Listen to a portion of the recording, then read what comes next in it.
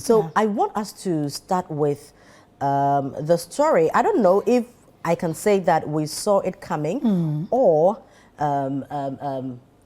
people are really surprised, you know, the Alan Kyerematen story. So you can get the story on almost all the front pages of the newspaper and also on Citi Newsroom. Now, yesterday, in Eyewitness News, Umar Sanda spoke with Boabeng Asamoah, and I'll take the story, you know, from the Citi Newsroom. It was a story done by Letitia Osei, and it reads, NPP acting with impunity.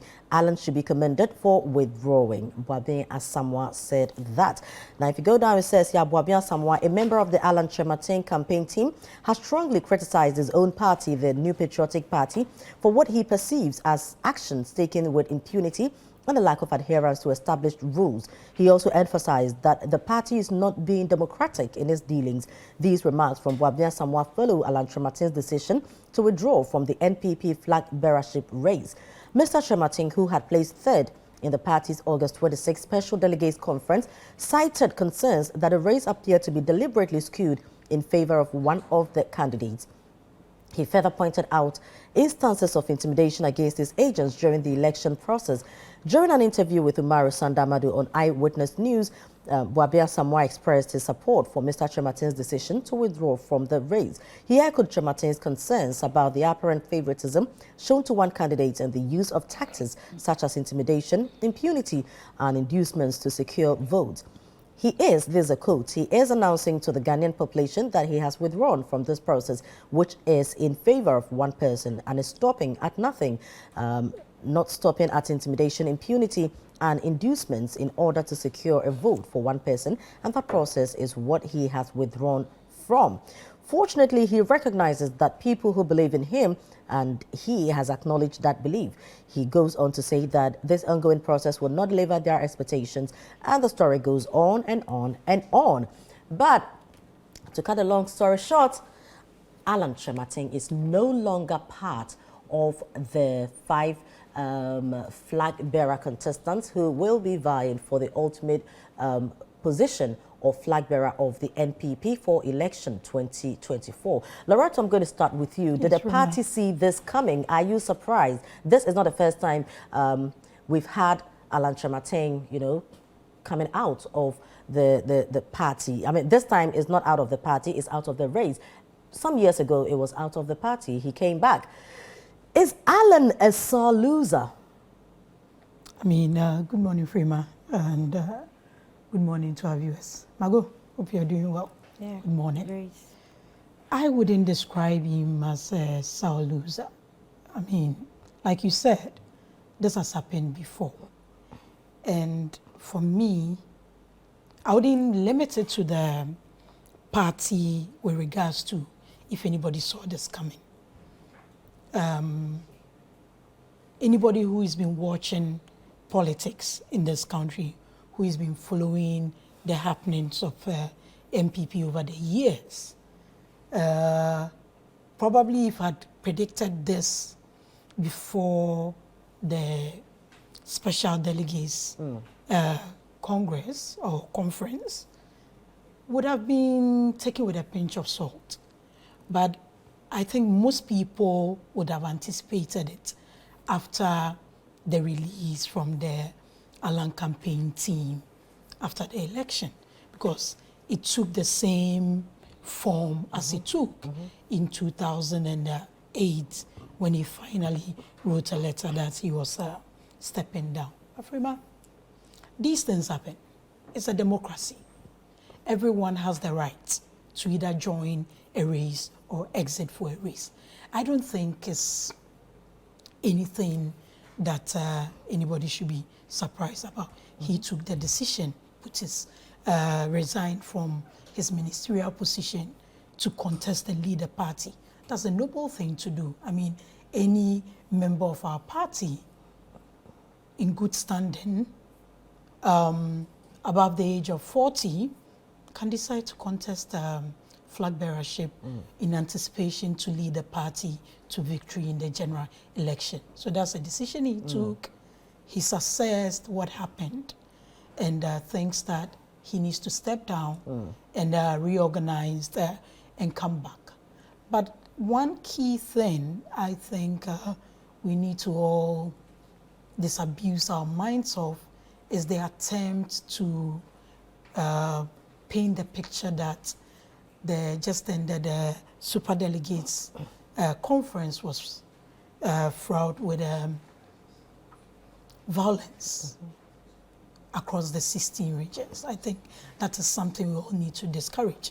I was sitting in the studios of Ghana Broadcasting Corporation. They had their reporters across the country, across the 17 polling centers. What I remember was when in Tamale, journalists were agitating that they were not being allowed in. The only one that is akin to violence, which we all condemn, is the one in Northeast, when the airline agent tried to stop someone unconventionally from casting their ballot. And definitely, if you go trying to attack someone, the first thing they will do is also defend themselves. But Loretta, you would agree with me. If you remember, just after the election, the General Secretary came out with a statement with names of people who had been alleged to have misconducted themselves. And it was forwarded to the Elections Committee led by Professor Michael Quay. They are dealing with it. Those ones that they can deal with has been referred to the disciplinary and grievances. But Alan is not the only person who has raised this concern. You know, even on the ground, Kennedy Japan also did the same, which has now brought us the famous Memamu showdown, you know, phrase. So it's not an issue of just Alan. I mean, Kennedy came in second, but he also had issues. I mean, you've seen that thing. After the contest, you heard him. Well, they're trying to give explanations you heard him. Stuff, Not give explanation. He himself said it was a fantastic process. I'm not quoting him, but in paraphrasing what he said was a fantastic process, and they'll reorganize and come for the 4th November. He was pretty excited. But from what he said, it came out that there was some miscommunication. Because if you are mentioning His Excellency the President's name, His Excellency the Vice President's name and all that, the communication was given, turned out to be false. But even him was called by the disciplinary committee. And he went and said, those issues are being dealt with. But I must also put on record that even though the statement is out, officially, the Elections Committee hasn't really received any. As at last night, I don't know this morning, but as at last night, the Elections Committee hadn't received any official communication that he was withdrawing. Because the balloting for 4th November is today. So probably when it's time, he might officially go. And that's what makes me worried. Because for a party man of his stature, nobody in this party can say that Alan not being part of this thing would be, not the race per se, but leaving the MPP is a good thing. No. But he hasn't left the NPP. No, that's what I'm saying. Leaving and nobody should think that is a way to rejoice or anything. This is not something that anybody asks for, but he has his right to decide whether he wants to be part or not. And I think we should accord him that. I don't think this is an issue that needs to be dragged unnecessarily.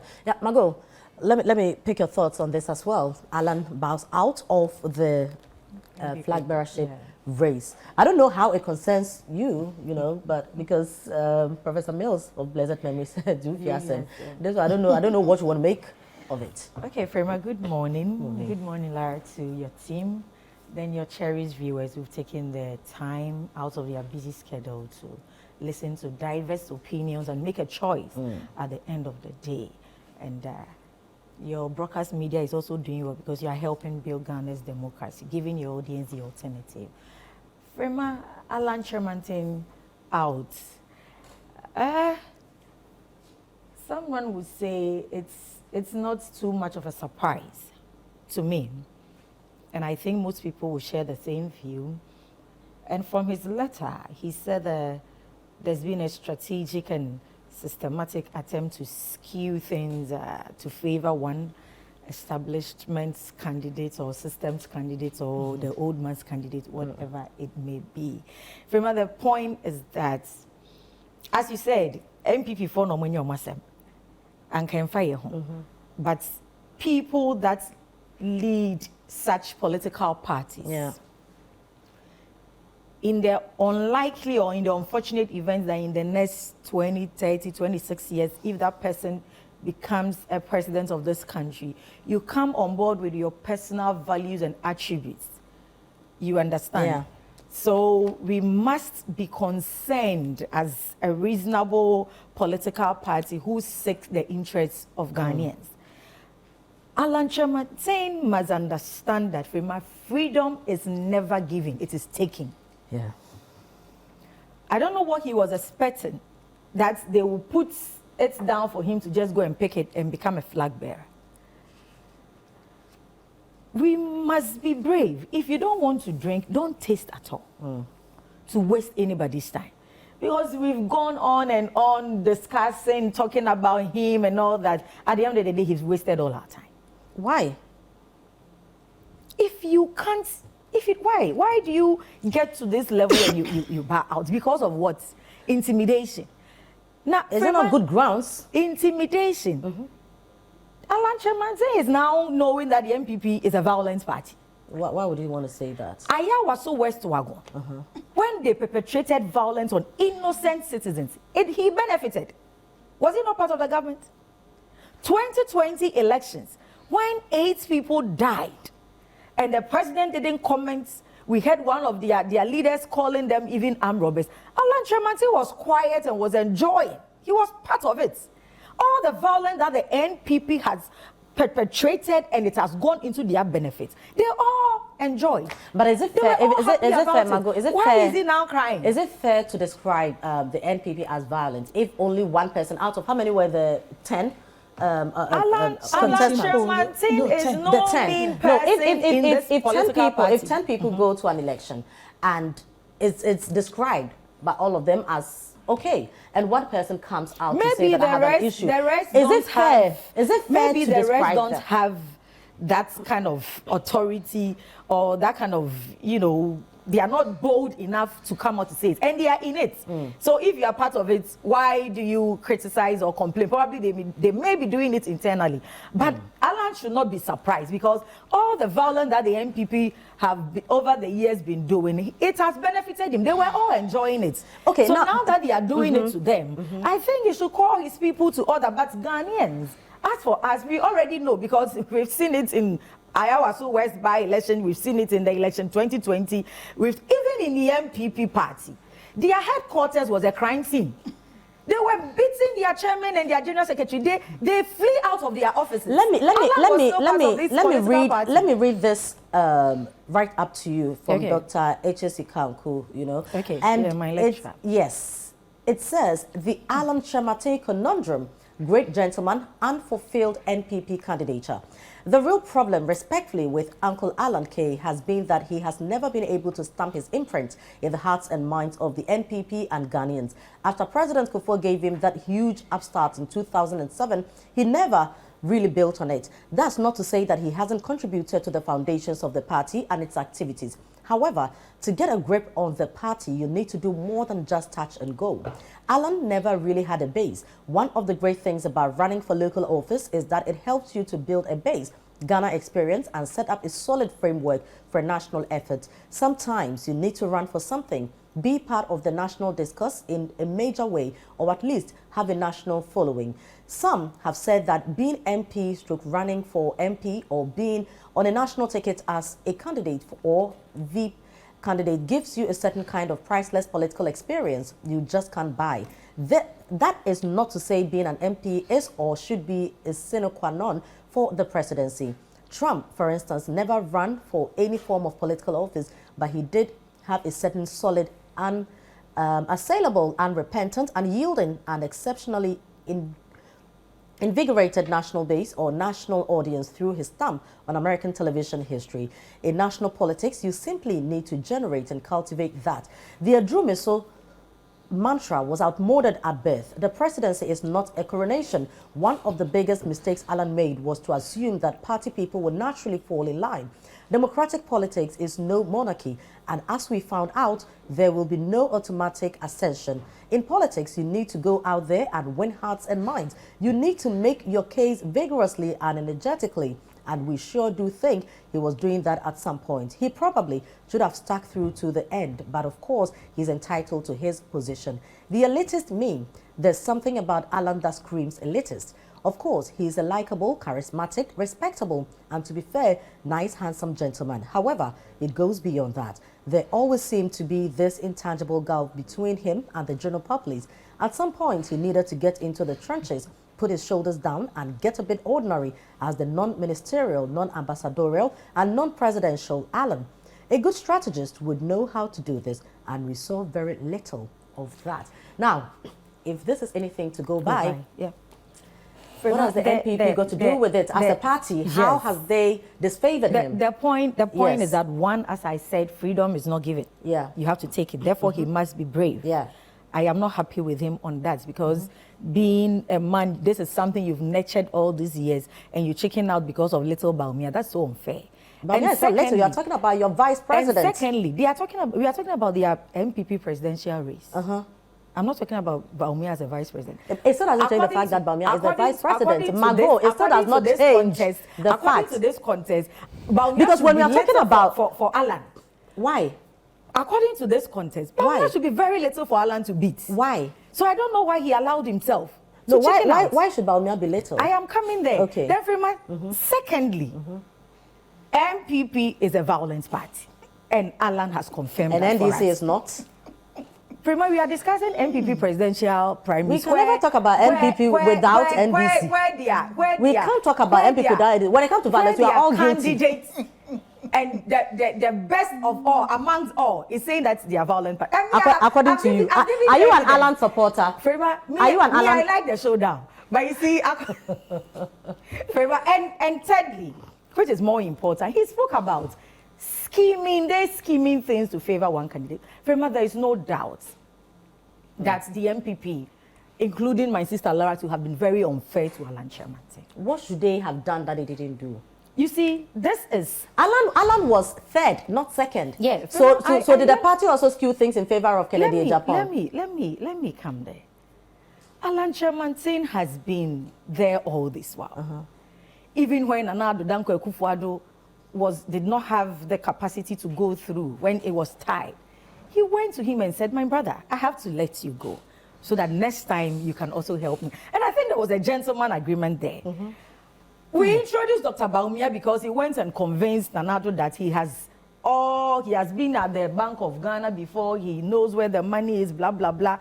According to Kwabena Eje Japan, they gave him waiver to become a running mate for President Nana Addo candidate Nana Addo in 2008, 2012, 2016. Why do the party and the system, more especially because this is a super delegates conference, the system, MPs, ministers, presidency, doing everything to favor one candidate that was even given a waiver over a person who had been so loyal to the MPP and even loyal to President Akufo-Addo himself? Are you trying to say, Margot, that the opinions of delegates don't matter and that we should just allow somebody to go just because we feel a junior? Is that what you're trying to say? This even super delegates conference, 9 of the aspirants raised concerns even about how the whole election process will go through. They ignored it. They went through it. Even though Dr. Baumia did not get a very good 68.15%, it's a B minus. Even that. The fact is that they skewed things and schemed and manipulated the system just to favor Dr. Baumia. Did they also skew things to favor Kennedy Japan? Didn't you hear Kennedy's? If Alan had done his showdown, it would have changed because Kennedy's showdown even saved his agents, quote unquote. That's what he said. So if Alan had come out and scream and shout and call them that I will give you showdown, probably the result would have been different. Because upon Kennedy screaming on top of his voice and shouting, raising and doing all that, he came second. But did you also hear Kwame Wusu, Kennedy's man on the ground, say that the showdown was just to say that they are going to contest squarely and But fairly. Kennedy said the showdown and the acting and the drama and the shouting saved his agent's life. So probably if Alan, because Alan cannot continue from his statements, just one superdelegate conference, how do you call it? The electoral college is just 961 people, and his agent lost an eye. Did he say he lost an eye? He Did said you it's see the man's affected. face? It's affected his eye. No, But is one instance enough Yes, so to say that? And now 961 electorates. One is losing an eye. So imagine over 2,000. They will lose a head, an arm. You see, he considered all that. And at the end of the day, one, I would say that Alan must be brave enough. If you won't drink, don't taste. Two, freedom is never taken, as I said. But thirdly, they have been very unfair to him. But we are very grateful that finally all that we said about President Akufo-Addo and his cause, the MPP, the UP, how they have been behaving, what they did to Nkrumah and all that, Alan confirmed it yesterday that the MPP is a very violent political party. They are taking people's eye and they are doing things just to favor one person. And the more reason why it is so dangerous that as me, and an NDC president, I'm so concerned, where the violence went on is the home of the vice president, who is an establishment candidate. And we expect the vice president to immediately condemn that act, that he is not coming to be a flag bearer of the MPP with violence. Why must it be the vice president? Why not the party? That is his home. And the agents that fought the other person, the youth organizer of that region who was coming to vote, he said he was showing his ballot, which is highly unconstitutional. And I don't expect the vice president to sit down and look on. So now he's the vice president. We are not talking about the NPP race again. Is enough? Let me pick your thoughts on what Dr. H.S. Kanku has also said, describing how Alan, has done things over the period and why he is where he is. Frima, I think Margot should have just taken late Professor Mills's advice and stayed in the corner, because she just ended up talking about the NDC, talking about violence. On 10 December 2022, she contested for women's organizer in her party. So today, 16 people are wanted by the police. 16 youth. That one was not even a general, that was not a general thing. You see, when you talk about violence, you see how she was gleefully talking about violence and indiscipline. You can't talk about things you don't practice the way Margot talked about them. It was at their Congress that we saw a woman splashing money. What have they done to her? Nothing. When we finished this election, the general secretary of a party that is disciplined and understands democracy issued a statement, and people are before the disciplinary committee. Has the NDC, the 16 youth that the police are looking for, have they even said, these are your members? They are shielding them. Have they given them up to the police? We don't know them. What are congresses for? What are elections for? Elections are for card-bearing members like Margot. Didn't she run away from the Congress grounds? I never did. She ran away. Or you were taking cover? I never did. She took cover. You were because taking she cover. Look, you are not running away. You were taking cover. See, on screen. The way she's talking about. Hello, Margot. Hello, Margot. We don't know those people. Margot. We went ahead with the election. Nobody chickened out of any vote. Margot, can you give me my? Did you get any? Can you give me my space? Did you get any statement from the NDC? Margot. Anyway, give me my space, please. I listen to you violently show your violence. Has confirmed. You get it. Alan has Look, confirmed. Elections, and who will make a statement like freedom is not given, is taken? It's a violent person. Though she made it more than 3 times. So when it comes to the NDC and violence, look, when it comes to Honorable Alan Kyerematen, I mean, he's no meaner person in our party. But you see, when I read the statement, it says strategically and tactically skewed for one candidate, I thought it was unfortunate.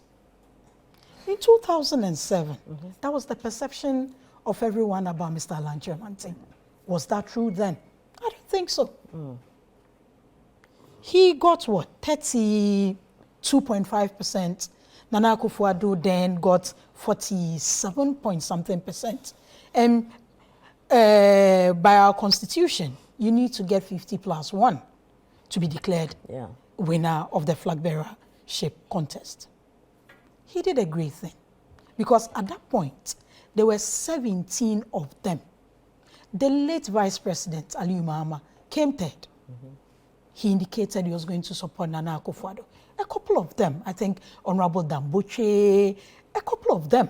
So it was obvious that the majority of people were with Nana Akufo-Addo. He did a great thing. He put the interest of the party first and declared for his senior brother. I don't know if that is what Mago is talking as an agreement.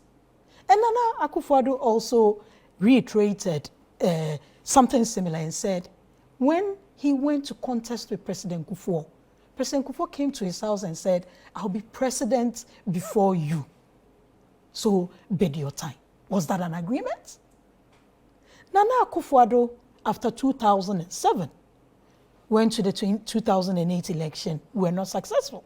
2010, same contest with Mr. Alan Kyerematen. Nana Akufo-Addo got over 70%.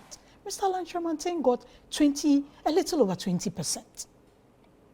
That was in 2010.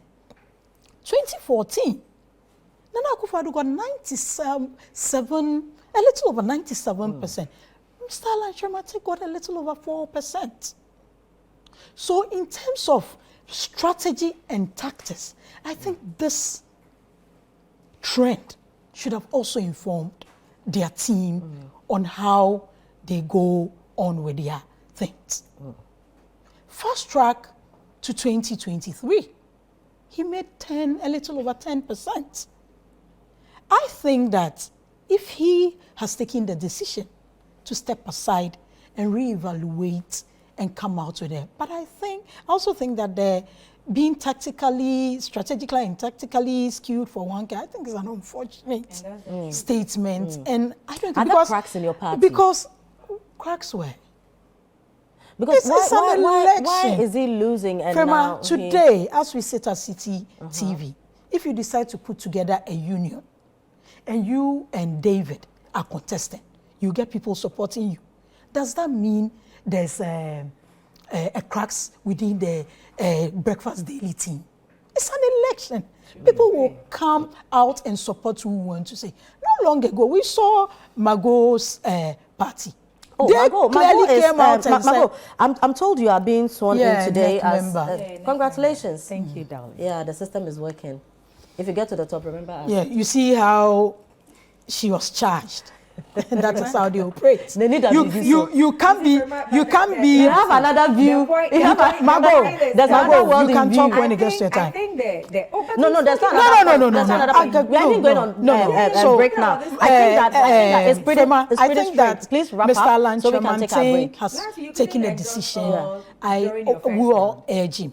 He's a very valuable member of our his party. family And what I'll urge is that in his consultations, he should remember that there's a party to protect, there's a tradition to protect, and there are people who came wholeheartedly to support him. Before we go for our break, would you be surprised if we see Alan go as an independent candidate for 2024 elections? Well, for me, I don't know what he decides to do. But if anybody is advising him, or he's even thinking of going independent, I think it will be disastrous for his political, I mean, with all due respect. We've seen breakaways in this party. We've seen people leave parties. I mean, if we want to go far back, you remember Dr. Reku Brebwe. If you go to the NDC, you remember Mr. Obed Asamoah Gusitano, Nana Kunedu herself. We've seen how breakaways have been, so I don't think that is a way to go, but that's my humble opinion.